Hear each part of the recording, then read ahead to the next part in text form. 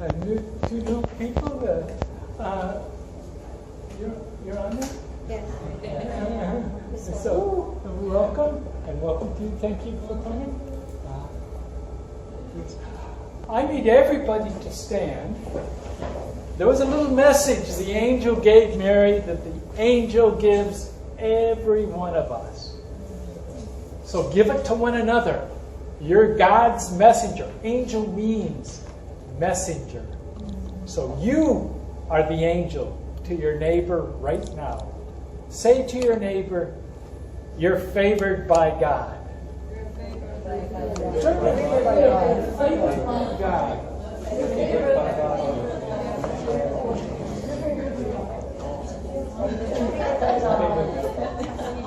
Favored by God. Thank you. Everybody be seated.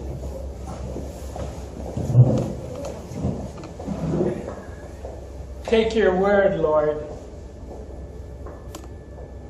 Take our minds, take our hearts, take our voices. And let your message from heaven be heard once again. In the name of Christ. Amen.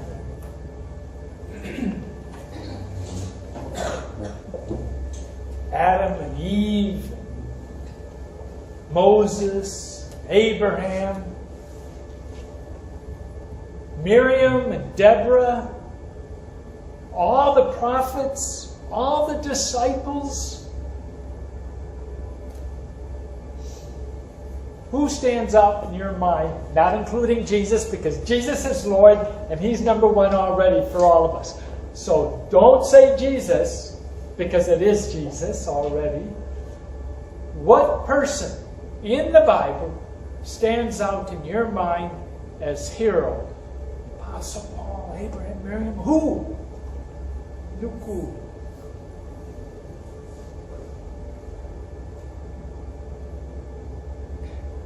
Tell me. Pardon? Joshua. Yes. Joshua. Which, the name Jesus, same name, same Yeshua. Salvation, yeah, goes there and conquers. And when he was just a teenager, just a very young man, he went into the promised land as a spy. Tremendous. Okay, who else? Moses. Why Moses? He was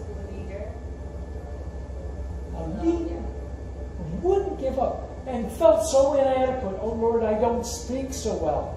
And God still used him. And I was thinking Miriam, because he saved Moses, so I was kind of indifferent. Okay, Miriam. Who else? I like Jeremiah. Who? Probably Jeremiah. Jeremiah. Yes, yeah. Yep, that's as a preacher, I'm not sure that's a great example though, because you preach and nobody listens. Yes. Everybody does the opposite thing. But you kept preaching God's word. Great. Who else? Abraham. Yeah, go travel. And halfway he stops, but then God said, no, don't stop. He kept going, yeah. Abraham's great. Okay, you two stand up. Thank you. Thank you. My heroes are the teenagers in the Bible. Okay? The teenagers, no, you can sit down now. The teenagers in the Bible, partly because their brain is going through a growth spurt. Their brain is growing more than it ever did except when they were 2. Your brain is growing, and don't worry, after you're done being a teenager, really, in another 3 years, it'll stop growing, it'll shrink for the rest of your life. But it's growing now. And it's growing in such a way to make room for God.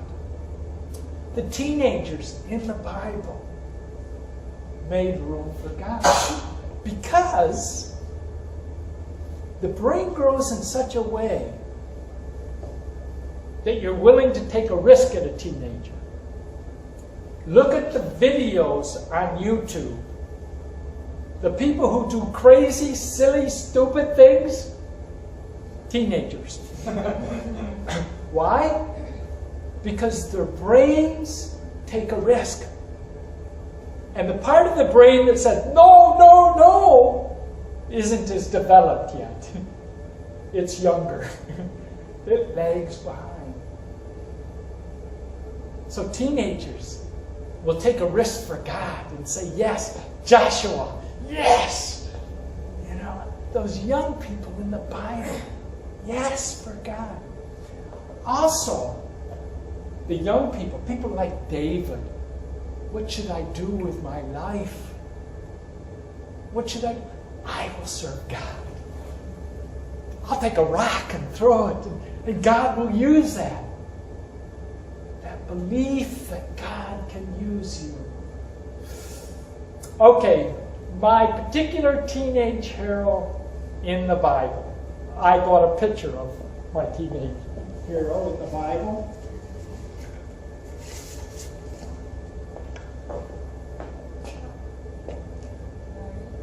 Mary. Mary, only 2-3 years older than you, maybe 2 or 3 years older than you, when the angel came to her. There was the angel coming to a teenager. And that teenager provides the response to God that I want in my life. Such a powerful response. This teenager was able to say yes to God through her fear. I mean, if an angel came to you, Neil Loda, or Tayo Oda, Leo, Neil. Yeah, 12, 8. Yeah? It says, Hannah, you're really highly favored. What would you do? You're glad. Yeah. Well, Mary kind of liked it, but Mary was afraid. This is God. Whoa. I mean, all of a sudden her room probably got light and bright. And this voice. What's happening? Am I really seeing this? So afraid. Don't be afraid, Mary. God is with you. Mary listened. And as she was listening, you could see her yes forming. As she was listening, she understood this would destroy her reputation. She's not married. She's going to have a baby. She can hear the conversation.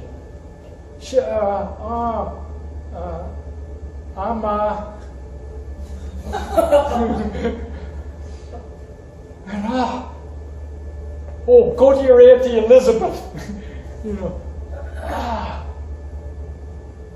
She hears the angel say that, and she knows her reputation is destroyed. She hears the angel say that, and she was planning a wedding.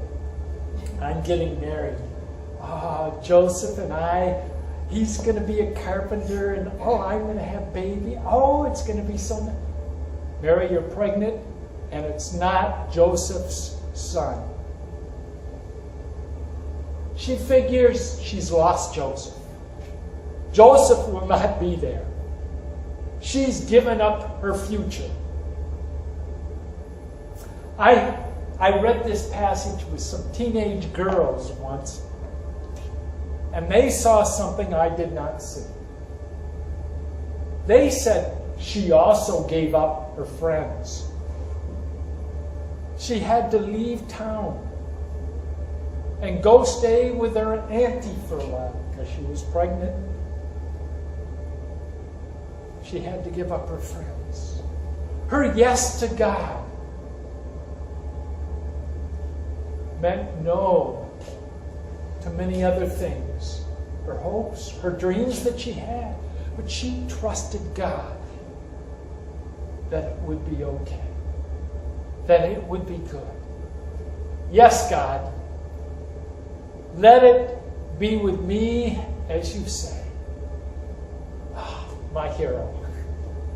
I want that. And she didn't stop there. She knew everything would be difficult.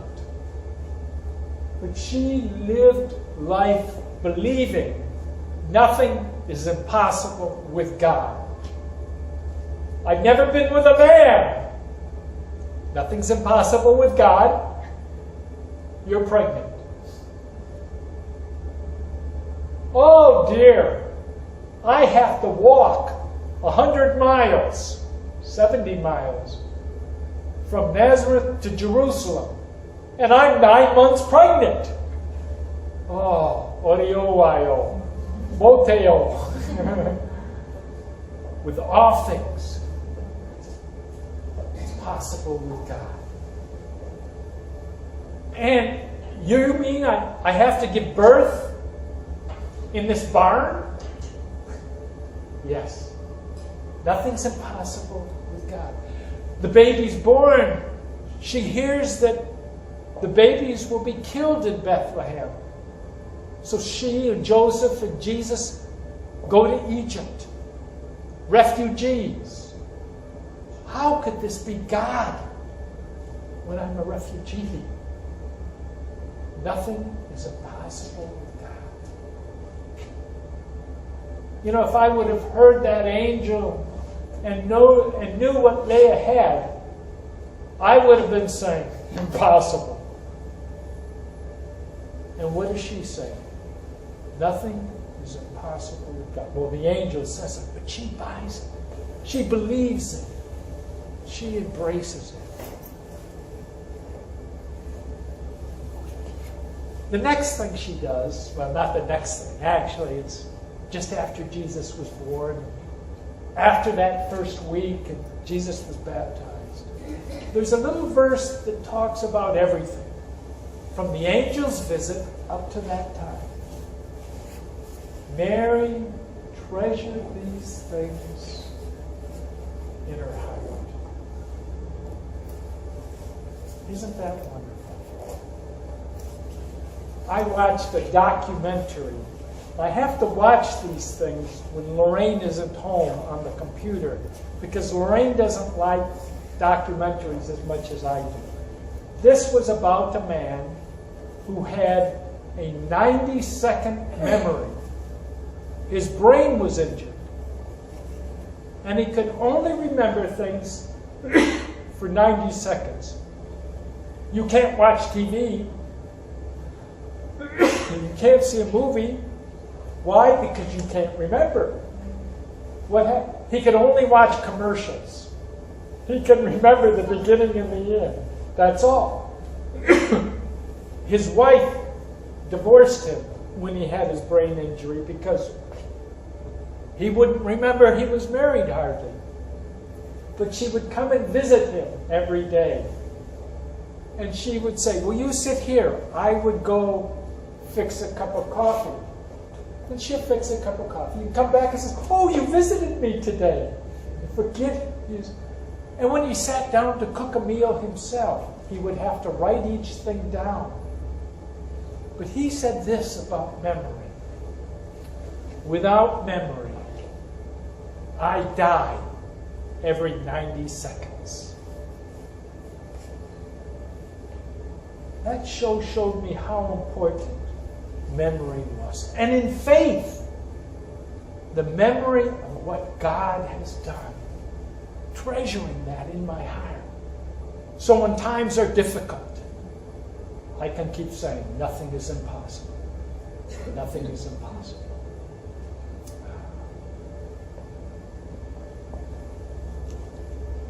My mother said, when I was young, Steve, you can grow up and do or be whatever you want to do or be. And you grow up with that dream, that vision. I want to be the CEO of Apple. Not anymore? Oh, you still do. You could grow up with that dream. And you become an adult, and then you become a middle-aged adult, then you become an older adult. And it's harder to dream of becoming new things because we have so many things that hold us back. A pension fund, a broken body, a mind that's not as fast. Mary, I need your example. With God, nothing is impossible. The last thing with Mary. Mary, and the example of Mary. I want to give birth to Jesus. I want to be a God-bearer. I want to be a missionary like Mary. This icon, this kind of icon is called Theotokos. Theotokos. Theotokos. Theotokos. Which means God-bearer. And in this icon, in history, Mary was seen also as the church. The church, you and I, are like Mary. Because you and I bear Christ to the world. We share Christ with the world. We say yes to God and offer God to the world like Mary. So Mary teaches me how to be a missionary, how to share my faith, share God with the world. So here we are today. Nothing's impossible with God. Yes, God, I will. And I will cherish this in my heart. And I will share you with the world. With God's help and God's power. Let it be so. Amen. Amen.